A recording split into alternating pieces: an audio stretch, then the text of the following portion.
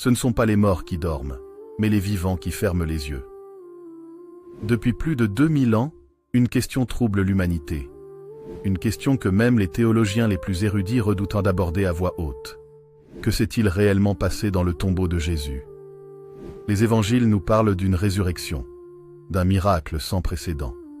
Mais derrière cette image sacrée que l'on nous a enseignée depuis l'enfance, se cache une trame plus complexe, plus dérangeante, et peut-être plus humaine qu'on ne l'imagine. Car il existe des indices, enfouis dans les textes apocryphes, dissimulés dans les archives du Vatican, effacés des récits canoniques, qui laissent entendre que la résurrection ne fut peut-être pas ce que l'on croit. Certains disent qu'il s'agissait d'un secret initiatique, réservé à quelques disciples choisis. D'autres murmurent qu'une ancienne confrérie a tout orchestré pour protéger un savoir divin, une connaissance sur la véritable nature de la vie, de la mort et du retour. Et si la résurrection n'était pas seulement un acte miraculeux, mais une technologie spirituelle, héritée de civilisations antérieures, capable de transcender la matière et le temps? Et si le corps de Jésus n'avait jamais disparu, mais était déplacé, selon un plan millénaire que seuls quelques initiés connaissaient? Préparez-vous à plonger dans les profondeurs de ce mystère, là où l'histoire, la foi et l'interdit se rencontrent. Ce que vous allez entendre pourrait changer à jamais votre vision du Christ, du monde et de la mort elle-même. Alors avant de continuer, prenez un instant, abonnez-vous à cette chaîne, activez la cloche et laissez un like si vous sentez déjà cette curiosité brûler en vous. Parce que ce que nous allons dévoiler, l'Église n'en parle jamais. La nuit de la crucifixion fut marquée par une atmosphère étrange, presque cosmique. Les évangiles rapportent qu'au moment où Jésus rendit son dernier souffle, la terre trembla, le voile du temple se déchira et le ciel s'obscurcit. Mais ce que l'Église ne dit pas, c'est que ce même ciel resta sans étoiles pendant 3 nuits consécutives, comme si l'univers lui-même retenait son souffle. Le corps du Nazaréen fut descendu de la croix en hâte, selon la coutume juive avant le sabbat. Joseph d'Arimathie, membre du Sanhédrin, demanda le corps à Pilate, mais certains manuscrits anciens, retrouvés dans les grottes de Qumran, mentionnent une version légèrement différente. Ils disent que Joseph d'Arimathie n'était pas seul. Un autre homme l'accompagnait, un homme dont le nom fut soigneusement effacé des textes canoniques, un certain Nicodème, l'un des rares pharisiens à avoir approché Jésus dans le secret de la nuit.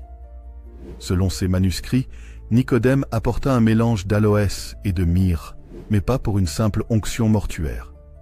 Les textes décrivent un baume de réveil, une préparation alchimique issue de traditions égyptiennes, capable, dit-on, de ralentir la décomposition et de stimuler la respiration. Autrement dit, un élixir de réanimation. Le soir même, dans le silence des collines, le corps fut déposé dans le tombeau neuf taillé dans la pierre. Le lourd rocher fut roulé et la garde romaine postée. Mais les anciens témoignages de certains gnostiques, notamment ceux du manuscrit de Pistis Sophia, évoquent une étrange chaleur émanant du corps pendant les premières heures. Les gardes auraient parlé d'un parfum de feu, d'une lueur douce s'échappant des fissures du tombeau. Les prêtres du temple, inquiets, auraient dépêché des espions pour vérifier si le Nazaréen était bien mort. Un rapport perdu, cité par l'historien Eusèbe de Césarée, mentionne qu'un soldat du nom de Longinus aurait affirmé « Son corps n'était ni froid ni rigide. On aurait dit qu'il dormait profondément. » Cette phrase, effacée des textes officiels, alimente une théorie troublante. Et si Jésus n'était pas mort, mais dans un état de transe profonde, maîtrisant consciemment le processus de la mort, comme le faisaient certains moines tibétains des siècles plus tard. Les évangiles apocryphes, notamment celui de Philippe, font allusion à un savoir transmis en secret. Ceux qui savent mourir avant de mourir ne mourront jamais. Cette phrase, souvent citée par les mystiques, cache une pratique spirituelle appelée le sommeil divin, où le corps se met en stase, tandis que l'esprit explore les mondes célestes. Certains chercheurs modernes, comme le docteur Lawrence Gardner, ont même suggéré que Jésus maîtrisait une ancienne science égyptienne, la résurrection science, connue sous le nom de Ma'at Ankou, l'équilibre de la vie éternelle. Ce rituel combinait respiration, méditation et une substance rare, l'or monoatomique, également appelé pain des dieux. Cet or, sous forme poudreuse, aurait été utilisé dans les temples de l'ancienne Égypte pour stimuler la régénération cellulaire et élever la conscience. Et si ce même or, appelé dans la Bible manne du ciel, avait été utilisé sur le corps du Christ? Les prêtres égyptiens l'employaient pour ouvrir le corps de lumière, permettant à l'âme de se détacher tout en maintenant une connexion au corps physique. Ainsi, le corps reste en vie, mais dans un état suspendu entre deux mondes. Les 3 jours entre la crucifixion et la résurrection sont un vide, un silence dans les évangiles. Mais selon certains textes gnostiques, comme l'évangile de Nicodème, Jésus aurait descendu dans les régions inférieures, non pas en esprit, mais en conscience. Ces textes décrivent un voyage métaphysique. Le Christ, entouré d'êtres de lumière, franchissant les portes de l'enfer, non pour être jugé, mais pour ramener les âmes perdues à la lumière. Ce voyage correspond étrangement à un ancien rite sumérien, la descente d'Inanna aux enfers, où la déesse devait mourir symboliquement pour renaître. Ainsi, la résurrection ne serait pas une résurrection physique, au sens strict, mais une reconfiguration vibratoire, un retour du corps après un passage dans d'autres plans de réalité. Les initiés de l'école essénienne, à laquelle appartenait Jésus, parlèrent de ce processus comme d'une traversée de la matrice terrestre. Une sorte de métamorphose spirituelle, comparable à la chrysalide du papillon. L'être ancien se dissout pour renaître dans une nouvelle fréquence. Le matin du 3e jour, les femmes trouvèrent le tombeau ouvert. Mais curieusement, les linges étaient soigneusement pliés, et non arrachés ou brûlés comme on le raconte parfois. Ce détail a son importance. Dans la tradition essénienne, le linge plié signifiait la fin d'un rituel, le signe que l'initié avait achevé sa transmutation. Des textes non officiels mentionnent que le corps de Jésus aurait été déplacé dans une crypte plus profonde, sous le mont des Oliviers, par un petit groupe d'initiés mené par Joseph d'Arimathie. Pourquoi ?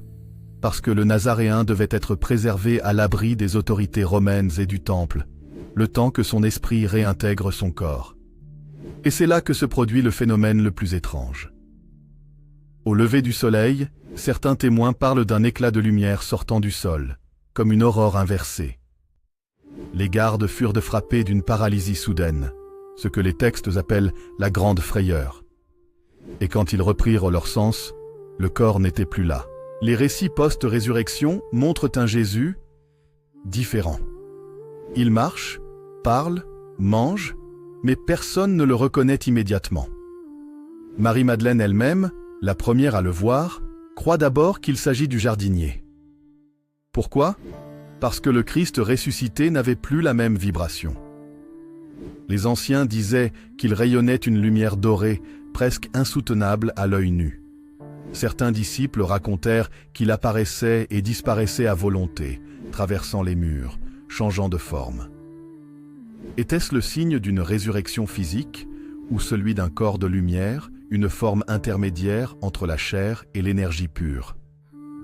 Des traditions orientales parlent de ce phénomène comme du corps arc-en-ciel, un état que seuls atteignent les êtres ayant transcendé les limites de la matière. Jésus aurait atteint ce point, l'union totale de l'esprit et de la matière, la victoire sur la dualité. Si l'on observe attentivement les paroles de Jésus après sa résurrection, un motif récurrent apparaît. Il ne parle plus de royaume terrestre, mais de royaume intérieur. Il dit à Thomas « Ne me touche pas, car je ne suis pas encore monté vers mon Père. » Cette phrase semble paradoxale. Comment être ressuscité et ne pas être encore monté ?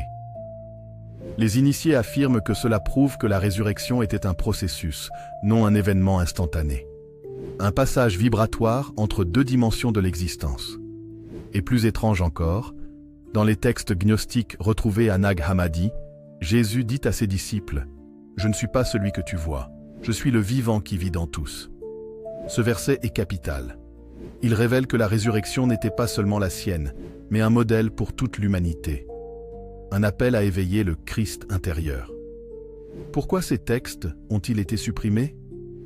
parce qu'il mettait fin à l'idée d'un Dieu extérieur, d'un culte basé sur la peur et la culpabilité. Si la résurrection est une science spirituelle, accessible à tous ceux qui savent s'éveiller intérieurement, alors le pouvoir des institutions religieuses s'effondre. Les pères de l'Église, dès le IVe siècle, ont choisi de présenter la résurrection comme un miracle unique, inaccessible à l'homme. Mais les premiers chrétiens, les gnostiques, parlaient d'autre chose, de l'ascension de la conscience. La résurrection n'était pas un privilège divin, mais une promesse universelle. Et ce secret, trop dangereux pour le pouvoir romain et pour les dogmes, fut scellé, enterré et transformé en un mystère théologique. Les archéologues qui ont étudié les tombeaux de Jérusalem parlent parfois de vibrations étranges dans la pierre du Saint-Sépulcre. Certains affirment que des appareils de mesure enregistrent une variation du champ électromagnétique, comme si un résidu énergétique persistait. Une empreinte lumineuse, laissée par un événement d'une intensité inouïe. Est-ce là la trace de la transformation du Christ? Une marque physique d'un passage dimensionnel? Ou le simple témoignage d'une foi millénaire devenue matière? Une chose est sûre, le tombeau n'est pas vide. Il résonne encore du souffle du mystère. Les vérités les plus dangereuses ne sont pas celles qu'on invente, mais celles qu'on tait. Lorsque Constantin fit du christianisme la religion officielle de l'Empire romain au IVe siècle, il ne consacra pas seulement une foi, il imposa une version. Et dans cette version, la résurrection devait rester un miracle divin, un acte exclusif, impossible à reproduire par l'homme. Mais la réalité, c'est qu'avant cette réforme, il existait des dizaines d'évangiles, des témoignages de disciples, de proches, de témoins directs, qui racontaient une histoire bien différente. Parmi ces écrits, certains décrivent un Jésus enseignant une science du corps et de la lumière, une méthode d'élévation spirituelle. Des textes comme l'Évangile de Thomas, celui de Marie-Madeleine, de Philippe, ou encore l'Évangile des Hébreux, parlent d'une résurrection intérieure, accessible à tous. Et c'est précisément cette idée que le Concile de Nicée, en 325, a voulu effacer. Car si chaque être humain peut atteindre la vie éternelle par la connaissance et la conscience, alors nul besoin d'église, de prêtre, ni de dogme. L'homme devient lui-même son temple. Le Vatican conserve aujourd'hui, dans ses archives secrètes, des fragments de ces textes apocryphes. Certains sont mentionnés dans les catalogues du XVIIIe siècle sous le nom de Codex A, Codex Hermeticus ou Liber Veritatis. Tous ont un point commun. Ils parlent d'un Jésus alchimiste spirituel, pas d'un simple prédicateur. Découvert en 1896 à Akhmim, en Égypte, l'Évangile de Marie-Madeleine est l'un des textes les plus troublants du christianisme primitif. Dans ce récit, après la résurrection, Jésus apparaît à Marie, seul. Mais ce qu'il lui dit n'a rien de mystique au sens religieux. Il lui parle d'un processus intérieur, de la montée de l'âme à travers 7 sphères de conscience. Il dit « Là où est le cœur, là est le trésor. Si tu t'élèves, tu verras le Fils de l'homme dans ton propre esprit. » Autrement dit, la résurrection ne serait pas un miracle externe, mais une expérience d'éveil intérieur. Marie comprend cela mieux que les autres disciples. C'est pourquoi Jésus l'a choisi pour transmettre ce secret. Mais Pierre et les autres hommes ne l'acceptent pas. Comment le Seigneur aurait-il parlé à une femme? C'est la naissance du conflit entre la voie de la connaissance, gnose, et la voie du dogme, l'Église. Marie-Madeleine n'était pas une simple disciple. Elle était initiée aux mystères égyptiens selon plusieurs manuscrits de Nag Hammadi. Elle aurait reconnu dans la résurrection de Jésus non un miracle divin, mais le point d'aboutissement d'un ancien rite de passage, le même que celui pratiqué dans les temples d'Héliopolie. Là où les prêtres mouraient, symboliquement 3 jours, avant d'être réveillés par la lumière intérieure. Le cas. L'Évangile de Thomas, retrouvé en 1945 dans une jarre à Nag Hammadi, contient 114 paroles attribuées à Jésus. Et nulle part, il n'est question de croix, de souffrance, ni de résurrection physique. Jésus y dit « Celui qui a trouvé l'interprétation de ces paroles ne goûtera jamais la mort. » Ce texte est un choc pour les théologiens. Il révèle que la mort n'est qu'une illusion, un passage vibratoire que l'on peut transcender par la connaissance du soi. Pour les disciples gnostiques, ressusciter signifiait se réveiller du sommeil de l'ignorance. Et si c'était cela, la véritable résurrection? Non pas revenir dans un corps, mais prendre conscience que nous n'avons jamais quitté la vie. Cette idée bouleversait tout le système religieux de l'époque. Elle ôtait à l'Église le monopole du salut. Car si la résurrection est intérieure, chacun porte en lui le Christ vivant. Pas besoin d'intermédiaire. Un autre texte, tout aussi fascinant, le Évangile de Philippe, parle du corps de lumière de Jésus. Il y est écrit « Ceux qui disent que le Seigneur est d'abord mort, puis ressuscité, se trompent. Il est d'abord ressuscité, puis il est mort. » Cette phrase semble absurde à première vue, mais les initiés y voient un message codé.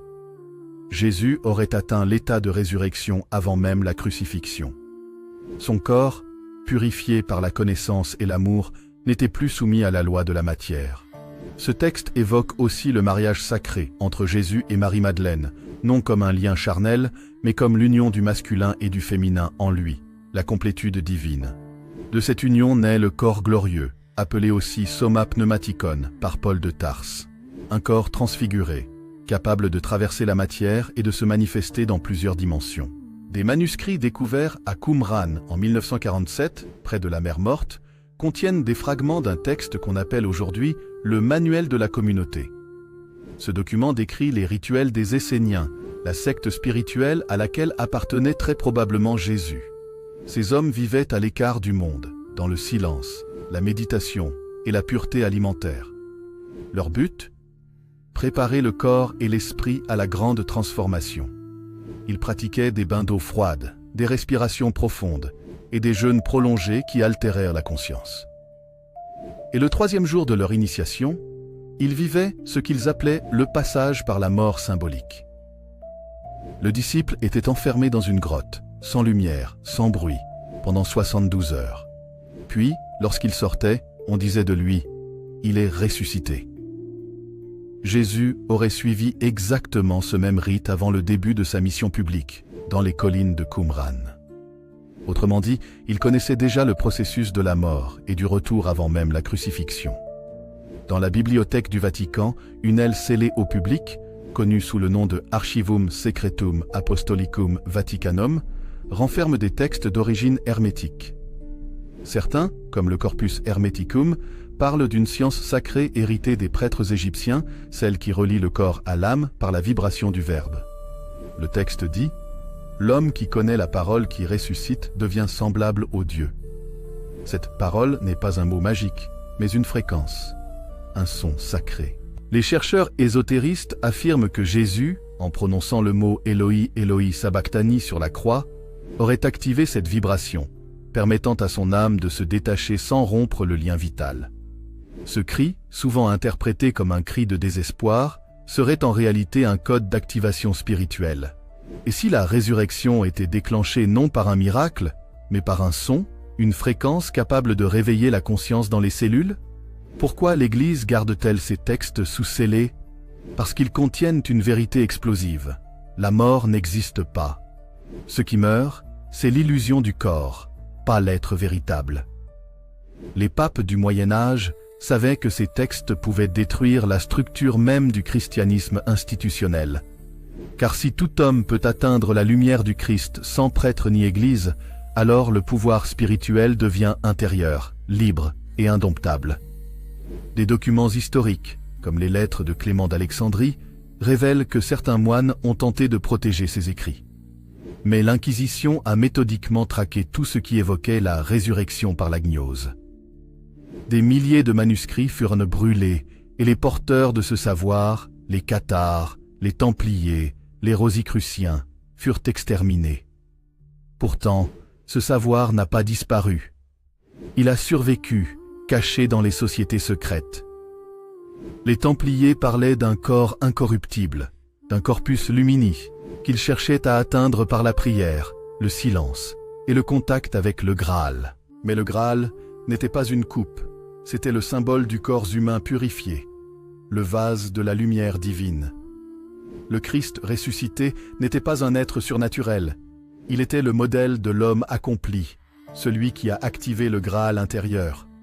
Et ce secret, transmis à travers les siècles, aurait inspiré les alchimistes du Moyen-Âge, puis les mystiques modernes. Certains initiés affirment que la pierre philosophale, tant recherchée, n'était autre que la résurrection du corps vivant, le retour à la lumière originelle. Même dans l'art religieux, ce secret a été codé. Regardez les fresques de la Renaissance. Dans certaines représentations de la résurrection, on voit Jésus entouré d'une mandorle, une forme ovale lumineuse, symbole du passage dimensionnel. Ses pieds ne touchent plus le sol, ses mains brillent d'une lumière blanche. Les initiés reconnaissaient là le corps de lumière. Raphaël, Léonard de Vinci, Botticelli, tous ont laissé des indices, des symboles alchimiques cachés dans les plis des draperies, des jeux de lumière évoquant la transformation du corps. Ce n'était pas un hasard, mais une mémoire codée. Si Jésus a réellement vécu cette transformation consciente, et non une simple résurrection miraculeuse, alors cela veut dire une chose: l'humanité possède en elle le potentiel de transcender la mort. Les anciens gnostiques appelaient cela l'anastasis, la résurrection de l'intérieur. C'est un chemin spirituel que chacun peut emprunter par la connaissance de soi, la purification du cœur et l'union du corps et de l'esprit.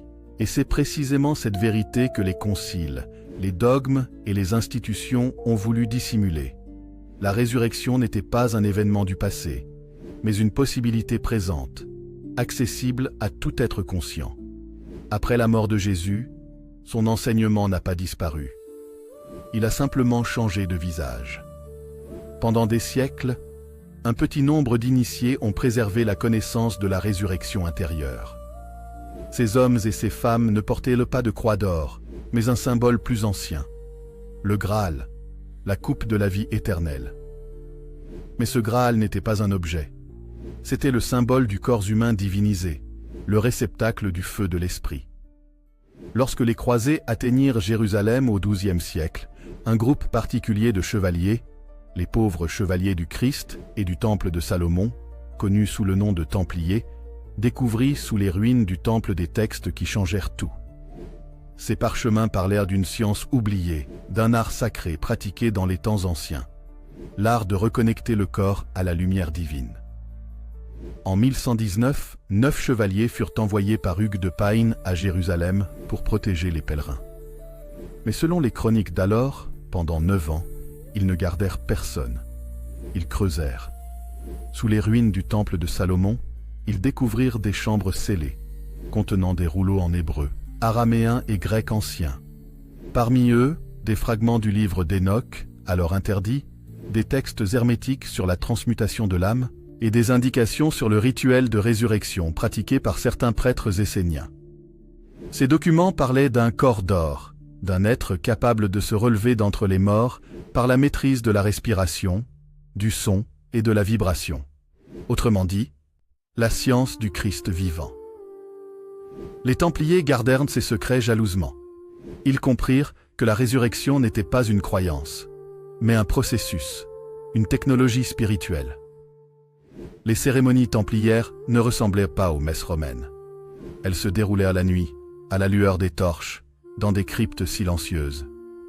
Leurs prières n'étaient pas adressées à un Dieu lointain, mais à la lumière intérieure qu'ils appelaient le feu du Christ.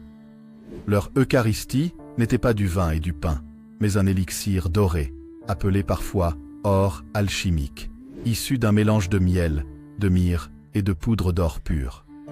Ce breuvage symbolisait la fusion du divin et du terrestre, l'union entre le corps et l'âme.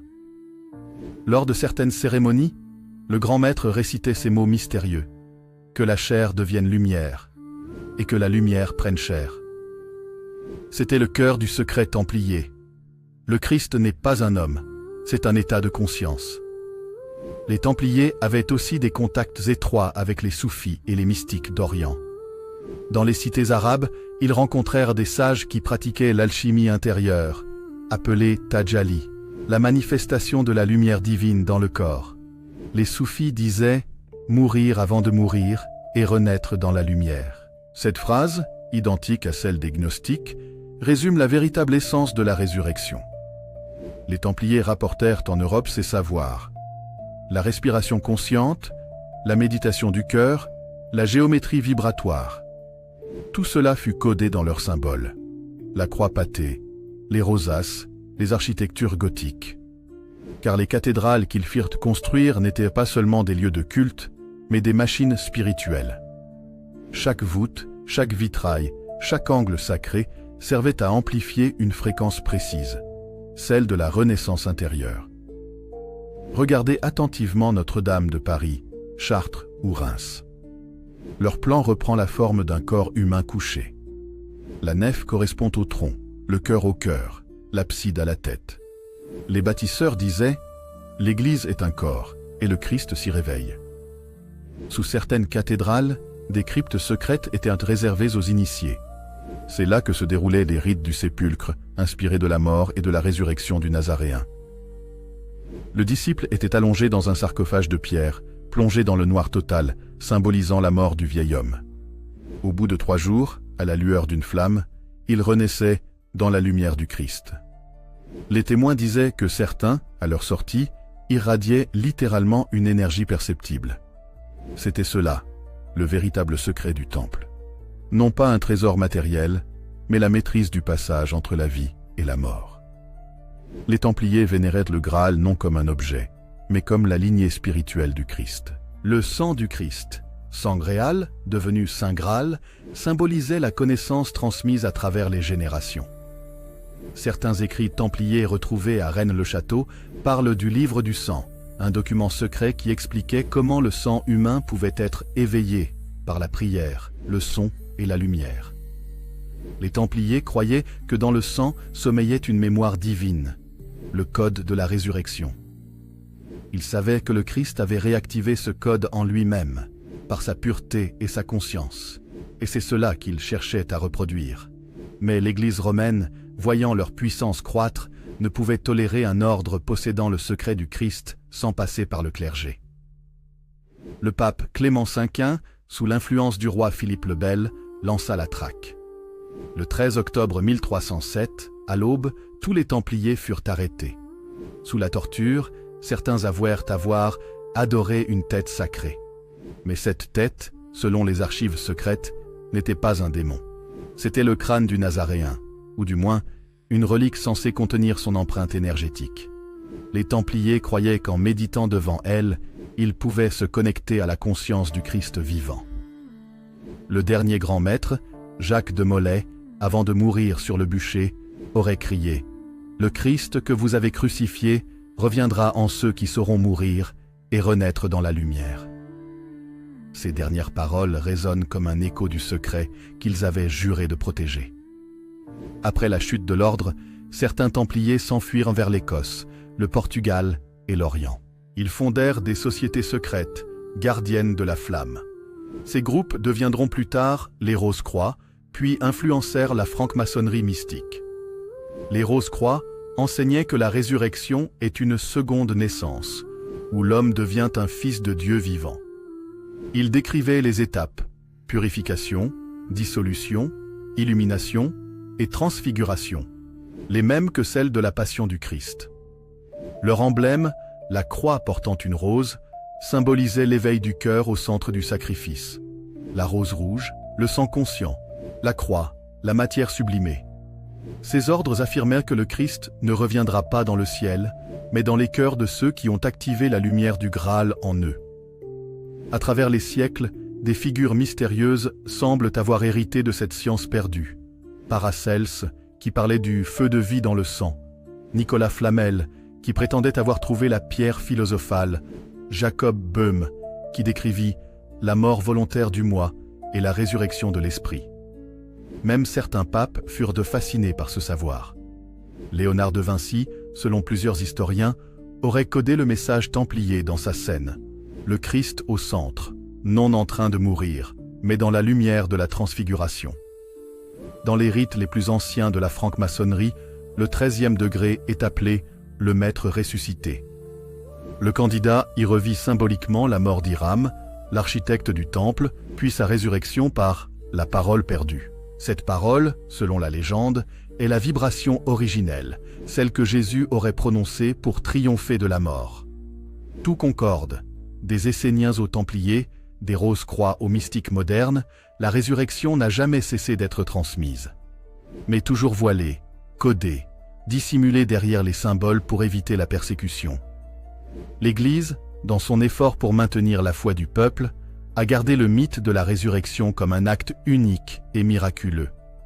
Mais dans le secret des ordres initiatiques, on a continué à enseigner que le Christ n'a pas seulement ressuscité, il a montré le chemin. Chaque homme, chaque femme, porte en soi le potentiel du Christ, non pas pour être adoré, mais pour être réveillé. Et c'est cela que les Templiers avaient compris, que le royaume des cieux n'est pas au-dessus de nous, mais en nous. Avant sa mort, Jacques de Molay aurait transmis une dernière prophétie à ses frères cachés. Quand le monde aura oublié le Christ vivant, la pierre du temple s'ouvrira de nouveau, et la lumière se lèvera d'entre les morts.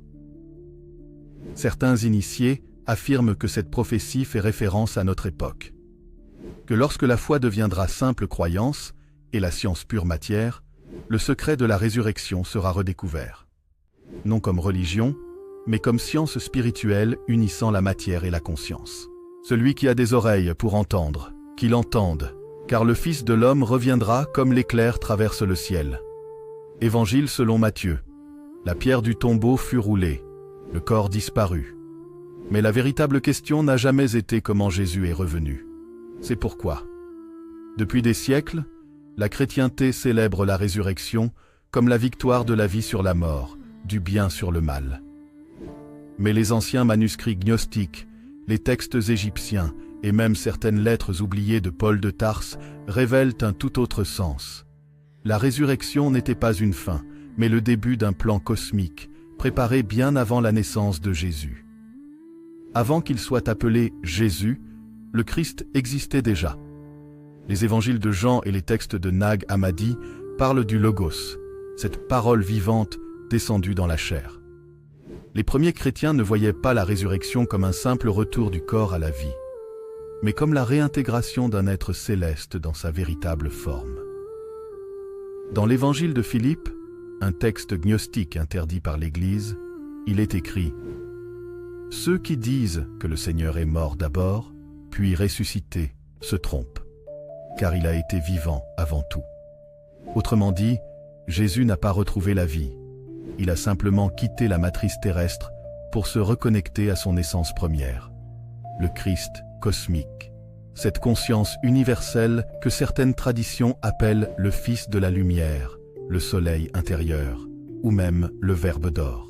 Mais cette transformation n'était pas seulement spirituelle. Elle fut accompagnée, selon certaines sources ésotériques, d'un phénomène énergétique colossal. Un champ de lumière pure émanant du corps, décrit comme un corps glorieux, capable de se déplacer à travers la matière. Dans les mystères d'Osiris, en Égypte, le roi défunt devait renaître sous forme d'un corps de lumière, appelé le Sahu. Chez les Tibétains, ce même processus porte un autre nom, le corps d'arc-en-ciel, un état atteint par les maîtres accomplis au moment de leur mort. Tous ces rites anciens avaient un but commun, transformer la chair en lumière. Et ce que Jésus aurait accompli après la crucifixion semble suivre la même logique. Selon les écrits de certains pères du désert, les disciples n'ont pas reconnu Jésus immédiatement après sa résurrection. Pourquoi ? Parce qu'il n'était plus totalement humain. Son apparence avait changé, sa voix résonnait différemment, et son corps semblait traverser les murs et les portes. Certains chercheurs en théologie quantique, oui, ce domaine existe bel et bien aujourd'hui, affirment que Jésus aurait maîtrisé une science perdue, la capacité de désintégrer et réassembler la matière au niveau subatomique, un processus que les anciens initiés appelaient transfiguration. Le suaire de Turin, cette mystérieuse empreinte lumineuse, pourrait être le vestige de cette transformation. L'image aurait été imprimée par une émission d'énergie intense, comme un flash de radiation, une explosion de lumière, que nul phénomène naturel ne peut reproduire. Et si la résurrection de Jésus n'était pas seulement une promesse religieuse, mais un modèle d'évolution pour l'humanité entière. Les textes apocryphes, notamment l'Évangile de Thomas, contiennent des phrases troublantes. Ce que vous cherchez est à l'intérieur de vous. Quand vous ferez du dedans comme du dehors, alors vous connaîtrez le royaume. Ces paroles ne parlent pas d'une foi passive, mais d'une initiation intérieure. Jésus n'aurait pas voulu fonder une religion, mais réveiller une mémoire endormie en chacun de nous. Celle d'un être capable de transcender le temps, la matière et la mort. Ce que les prêtres ont transformé en dogme était à l'origine une connaissance interdite, celle du pouvoir divin latent dans chaque être humain. Une vérité trop dangereuse pour les empires religieux et politiques du monde antique. C'est pourquoi, après sa disparition, l'Église a imposé une version plus contrôlable de la résurrection. Un miracle unique, réservé au Fils de Dieu seul. Mais les initiés, eux, savaient que le Christ pouvait renaître dans le cœur de chaque être éveillé. Les prophéties bibliques parlent du retour du Christ. Mais et si ce retour n'était pas celui d'un homme descendant des nuées, mais le réveil d'une conscience christique collective dans l'humanité? Dans les manuscrits de la Mère morte, il est écrit « Le Fils de l'homme viendra quand les hommes auront rouvert leurs yeux ». Et aujourd'hui, alors que le monde traverse le chaos, les guerres et les illusions, cette prophétie semble vibrer d'un sens nouveau. Partout sur la planète, des êtres s'éveillent, cherchent la vérité, refusent les dogmes, et ressentent, sans toujours comprendre pourquoi, un appel intérieur. C'est peut-être cela, la véritable seconde venue. Le moment où l'humanité comprendra enfin que la lumière du Christ n'est pas une histoire ancienne, mais une énergie vivante, prête à renaître à travers nous. De nombreux chercheurs pensent que le Vatican détient encore aujourd'hui des fragments d'écrits originaux de Jésus et de ses proches disciples. Des lettres codées, des notes alchimiques, des descriptions de pratiques initiatiques interdites. Ces archives, conservées dans les sous-sols secrets du Saint-Siège, évoqueraient une résurrection maîtrisée, un processus spirituel et énergétique que le clergé aurait choisi de taire, pour ne pas briser le contrôle du récit officiel. Des rumeurs persistantes parlent même d'un texte perdu appelé « Le Livre de la Lumière », dicté par Jésus après sa disparition, dans lequel il expliquerait comment l'âme peut voyager librement hors du corps et se réincarner consciemment. Si ce texte venait à être révélé, il bouleverserait tout ce que l'on croit savoir sur la mort, la foi et l'au-delà.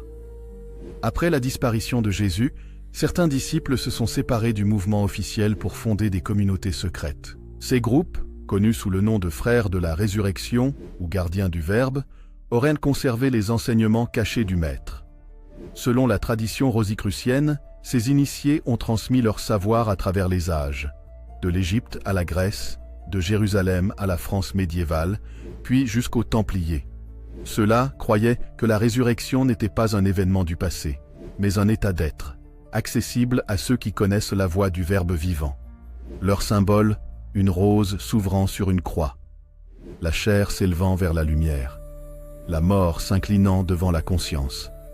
La résurrection de Jésus n'était pas une preuve de puissance divine. C'était un message caché adressé à l'humanité. Vous êtes immortels, vous avez oublié, réveillez-vous.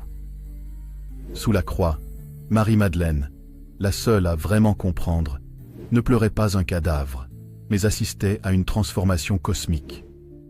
C'est elle, selon les textes gnostiques, qui a reçu la révélation finale du Christ après sa résurrection, le secret du royaume intérieur. Et c'est peut-être pour cela que l'Église a tenté de la faire taire, car elle portait en elle le véritable héritage du Maître, la connaissance interdite du retour à la lumière. Alors, que reste-t-il de tout cela? Un homme crucifié? Un corps disparu? Ou une vérité que l'on refuse encore de regarder? La résurrection n'était pas un miracle pour un seul homme. C'était un code universel, une invitation à se souvenir de qui nous sommes vraiment.